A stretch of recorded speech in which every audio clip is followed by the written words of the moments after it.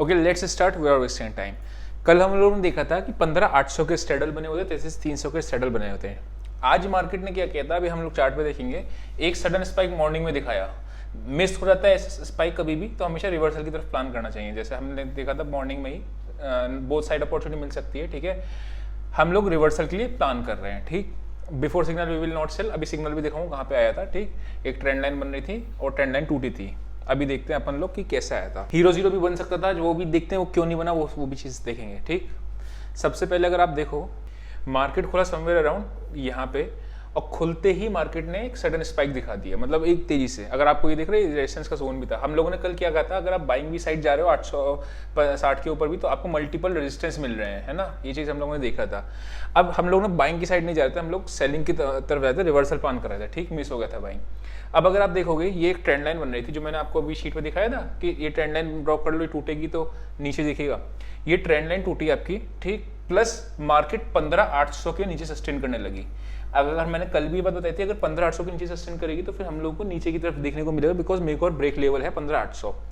ना ही 15,800 ने मेक किया, ना ही उसने ब्रेक किया, करा थोड़ा बहुत करा, मार्केट नीचे आया, थोड़ा सा प्राइस एक्शन के साथ नीचे आता चला गया। लेकिन फिर मेरा एसएल कहाँ पे हिट हुआ, मैंने समवेयर अराउंड ये, अगर आप 5 मिनट पे देखोगे तो 5 मिनट में कुछ इस तरीके से कैंडल बनी थी, मैंने यहाँ पे शॉर्ट करना शुरू किया था, ठीक है। एक्सपायरी होती है थोड़ा सा, मैं थोड़ा ज़्यादा एग्रेसिव होता हूँ, यहाँ तक मैं शॉर्ट करता चला गया, फिर ठीक है। ये वाली जो कैंडल स्पाइक बना, मुझे कॉस्ट वॉस्ट, क्योंकि मैंने यहाँ पे पहले मैंने कहाँ पे शॉर्ट किया, समवेयर अराउंड इस जगह पे, फिर मैंने इस जगह शॉर्ट किया, फिर मैंने ये आया ब्रेकडाउन, फिर मैंने शॉर्ट किया। यहाँ तक आते आते मेरे एवरेज कॉस्ट ब्रेक इवन के आसपास थोड़ा सा एसएल कटा था, फिर निकल गया। फिर भी मैं आज सेलिंग की साइड ही देख रहा था मार्केट को, बिकॉज डेटा भी अपना वैसा ही दिख रहा था। और बैंक निफ्टी के साथ प्रॉब्लम हो रही थी, मतलब बैंक निफ्टी का डेटा इतना स्ट्रांग था, बैंक निफ्टी लगातार ऊपर ही जा रही थी, बार बार बैंक निफ्टी निफ्टी नीचे आने की कोशिश करती थी, बैंक निफ्टी इसके ऊपर खींचती थी, या फिर रिलायंस, ठीक है ना। वो रिलायंस आजकल थोड़ा उल्टा सीधा चाल दिखा रहा है। एनीवेज, अगर आप देखोगे तो यहाँ पे समवेयर अराउंड से लास्ट में आके गिरी है। अब अगर हम देखें कल क्या हो सकता है, उस पर देखते हैं। मार्केट में एक रेजिस्टेंस है, ये एरिया अभी भी रेजिस्टेंस का एरिया चल रहा है, ठीक है। मार्केट नीचे गिरा, ऊपर गया, प्राइस एक्शन के साथ नीचे आया। अगर आप देखोगे तो ये प्राइस एक्शन क्लियरली है, मैं मार्क कर देता हूँ। मार्केट नीचे आया, ऊपर गया, नीचे आया, ठीक इस तरीके से। अगर ये सपोर्ट टूटती है अगेन, तो हम लोग फिर शॉर्ट की तरफ जाएंगे, जो आ रही है आपकी 15,700। कल अगर हम लोगों ने एक्सपायरी की रेंज कितनी निकाली थी, 15,700 से 15,900 बराबर है। 15,700 के नीचे हम लोग फिर फ्रेश शॉर्ट की तरफ जाएंगे। फिर डेटा जिस तरीके से बन रहा है, समवेयर अराउंड आपका ये आपका सपोर्ट का एरिया का काम करेगा, ठीक है। अगर इसके इस एरिया के नीचे, यानी कि 15,700 के नीचे, आपकी 15,700 के नीचे कोई कैंडल क्लोज देती है और नेगेटिव प्राइस एक्शन दिखता है अपने को, तो फिर अपन शॉर्ट पे जाएंगे, number 1।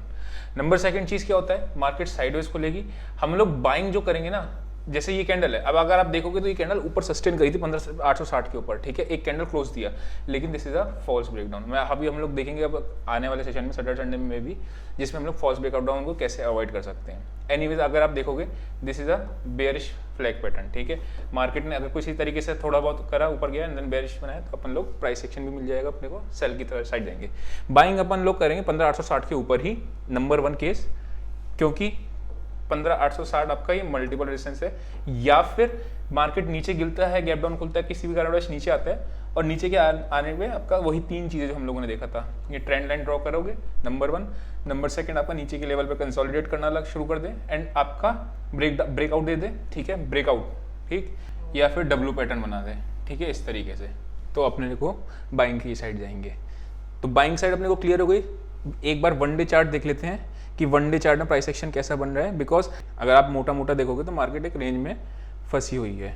This is a doji candle, मतलब टाइप ऑफ डोजी है। मार्केट ने आया इस तरीके से, ठीक, मार्केट ने रनअप दिखाया, नीचे आया, लेकिन एक चीज जो देखने को मिल रही है वो ये है कि मार्केट ऊपर के लेवल पे सस्टेन नहीं कर पा रही है और रिजेक्शंस आ रहे हैं। मल्टीपल ऊपर के लेवल पे जब आपका विक्स बननी शुरू होती है तो आपको रिजेक्शन मिल रहे हैं। अगर ये इस लेवल को तोड़ के क्लोजिंग देती है, जो कि आ रहा है आपका 15,600 क्लोजिंग की बात करें, तो फिर अपने को ये वापस से नेगेटिव प्राइस एक्शन बनता चला जाएगा। फिर हम लोग नीचे की तरफ सेल ऑन राइस की मार्केट, जैसे सेल ऑन राइस की तो ऑब्वियसली अभी भी चल रही है, जब तक 16,050 के ऊपर क्लोज नहीं होती, हम लोगों ने बहुत टाइम से डिस्कस किया हुआ, तब से हमारी मार्केट्स सेल ऑन राइस की ही चलती रहेगी, ठीक। एक बार इसकी ऑप्शन चेन देख लेते हैं कि इसकी ऑप्शन चेन क्या कहती है। अगर हम बात करते हैं ऑप्शन राइटिंग में, तो आपका इमीडिएट 15,800 का एक हर्डल आ रहा है, 20 लाख कॉल्स आज 15,800 पे ऐड हुई है, नंबर 1। पुट की साइड पर अगर हम देखेंगे तो 19 लाख पुट ऐड हुई हैं अगेन, मतलब 15,800 का लेवल मेक और ब्रेक लेवल है ना। 15,800 के नीचे आज भी क्या हुआ, आज मार्केट नीचे गया था, लेकिन 730 के बाद वापस से मार्केट रिवर्स हो गया, क्योंकि 700 के हम लोग याद रख गए, सपोर्ट बहुत अच्छी थी, रेंज जो थी 700 से 900 के बीच की, ठीक है। एनीवेज अगर इसके नीचे कोई कैंडल बनाती तो अपन लोग सेल की साइड हो जाएंगे, और अगर इसके ऊपर बनाती है, कोई ऊपर की तरफ जा रही है, जब तक पॉजिटिव प्राइस एक्शन ना हो, ठीक है। और एसएल को स्ट्रिक्ट रखो, बाइंग की साइड पे भी थोड़ा सा जिस तरीके से मार्केट का सिनेरियो चल रहा है, ठीक है। 16,050 के ऊपर रहेंगे तो हम लोग बाय ऑन डिप्स अच्छे से करेंगे, ठीक। तो इसमें मेक और ब्रेक लेवल आपका 15,800 का आ रहा है। मेजर रेजिस्टेंस और मेजर सपोर्ट निकालने की बात करेंगे तो 15,800 आपका बैठा है, 16,000 पे बैठे हैं, ठीक है, जो आपके अच्छे बैठे हैं, मतलब अभी भी 16,050 के ऊपर ही हम सब वही चीज़ है जो हम लोग इतने देर से कह रहे हैं। ऑप्शन जिन भी कुछ ना कुछ वैसा ही बन जाता है, डेटा भी है ना। यहाँ पे आपका है एक 15,800 पे नंबर 1, देन आपको 24 लाख दिख रहा है 15,700 पे, मतलब आपको बीच बीच में सपोर्ट्स भी हैं, एडिशन भी हुई है, यानी कि मार्केट अभी भी रेंज में है। 15,500 से लेके 15,850 की रेंज में मार्केट फंसी हुई है, ठीक है ना।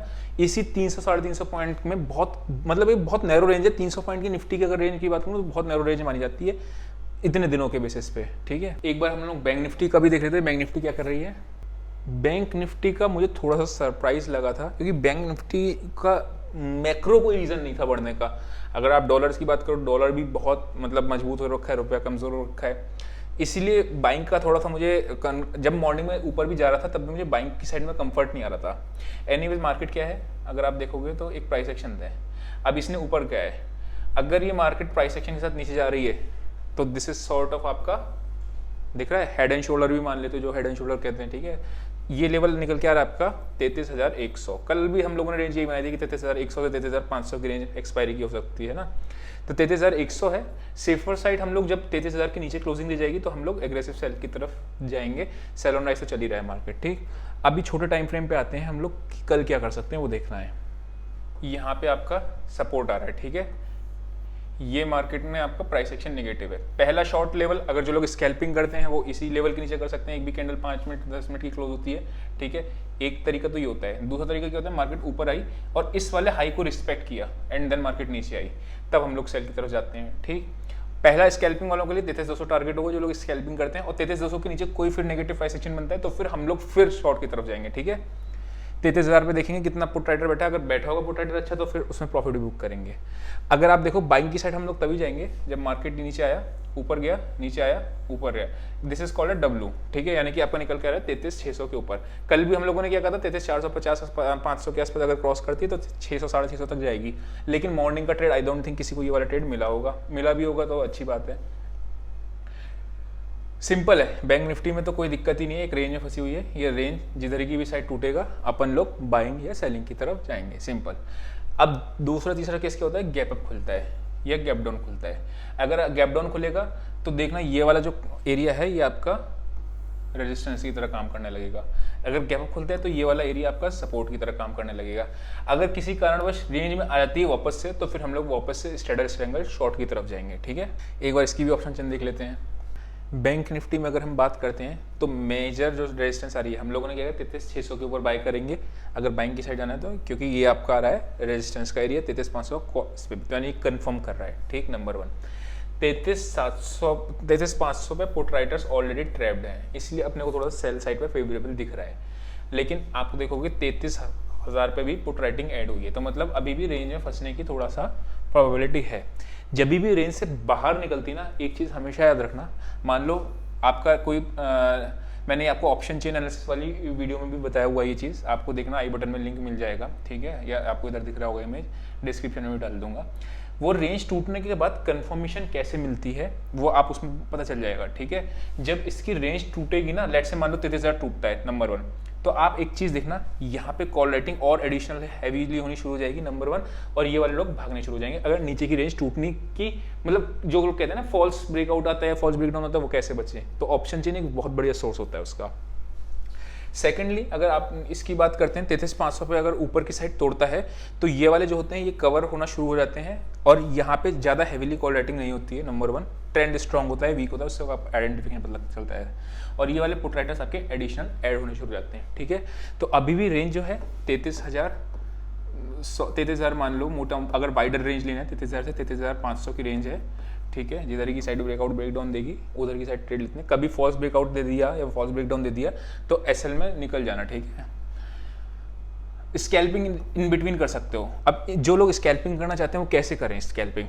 लेट्स से 33,000 की नीचे की रेंज है, ठीक है, और 33,500 की ऊपर की रेंज है, इनको स्कैल्पिंग करना है तो कैसे करे जाए? सिंपल है, इसके आसपास मार्केट आया, 5 मिनट की कैंडल खोलना, यहाँ पे कोई नेगेटिव प्राइस एक्शन बनता है। 3 तरीके से नेगेटिव प्राइस एक्शन मैंने आपको सिखा रखे कई बार, ठीक। ये आपका बॉटम पे आता है और बॉटम पे आके कोई पॉजिटिव प्राइस एक्शन बनता है, अगर बनता है, ठीक है, तो आपने क्या करना है, बाइंग की साइड जा सकते हो। क्या होता है उस केस में? लेट्स से आपको प्राइस एक्शन आया 33,080 पे बाइंग का, ठीक, या 100 पे आया, तो आपका एसएल बहुत छोटा सा हो जाएगा ना, उसमें आप कर सकते हो। तो आई होप आपको समझ में आया होगा। मार्केट अभी भी एक थोड़ा सा रेंज में फंसी हुई है, जैसे ही रेंज में बाहर निकलेगी ऑप्शन चेन को साथ में रखना, आइडेंटिफिकेशन पता चल जाएगा कि हाँ मार्केट ऊपर सस्टेन करेगी या नहीं करेगी। आज के लिए इतना ही, see you in next video, till then bye bye.